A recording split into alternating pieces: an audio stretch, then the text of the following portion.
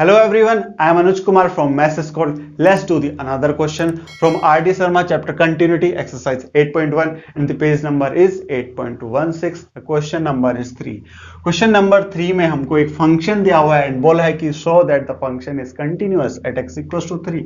तो जल्दी से बिना टाइम वेस्ट किए क्वेश्चन को करते हैं। क्या निकालेंगे? लेफ्ट हैंड लिमिट निकालेंगे, राइट हैंड लिमिट निकालेंगे और वैल्यू निकालेंगे। अगर इक्वल आती है तो कंटिन्यूअस है, नहीं तो नहीं है। किस पॉइंट पे की बात की है? एट एक्स इक्वल्स टू 3 की बात की है, तो 3 पे निकालेंगे। Limit x tends to 3 towards the left, left के लिए हम निगेटिव लगाते हैं एफ एक्स। तो limit x tends to 3 towards left, function क्या है? देखो लेफ्ट के लिए फंक्शन यही है, राइट के लिए भी फंक्शन यही है, x square minus 9 upon x minus 3। अगर मैं यहां पे लिमिट अप्लाई करता हूं तो मेरी फॉर्म बन रही है 0/0 विच इज इंडिटरमिनेट फॉर्म। तो हम क्या करेंगे, इसको फैक्टर कर लेते हैं। ये एक्स स्क्वायर माइनस 3 का स्क्वायर है, तो A square minus B square का फॉर्मूला पुट कर देंगे। Limit x tends to 3 negative, क्या आ जाएगा? X minus 3 and x plus 3 upon x minus 3। X minus 3 cancel out, what will be left? x tends to 3 negative x plus 3। Limit apply कर देंगे, कितना आ जाएगा? 3 plus 3 6 आ रहा है। ये क्या आ गई? लेफ्ट हैंड लिमिट आ गई। अब क्या निकालेंगे? राइट हैंड लिमिट निकालेंगे। राइट हैंड लिमिट निकालते हैं। Limit x tends to 3 towards the right f x.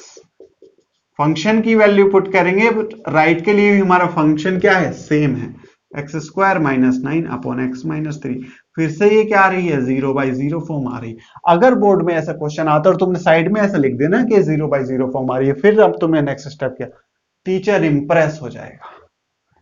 Limit x tends to 3 positive, इसको फैक्टर करेंगे तो x minus 3 and x plus 3 upon x minus 3। X minus 3 cancel out.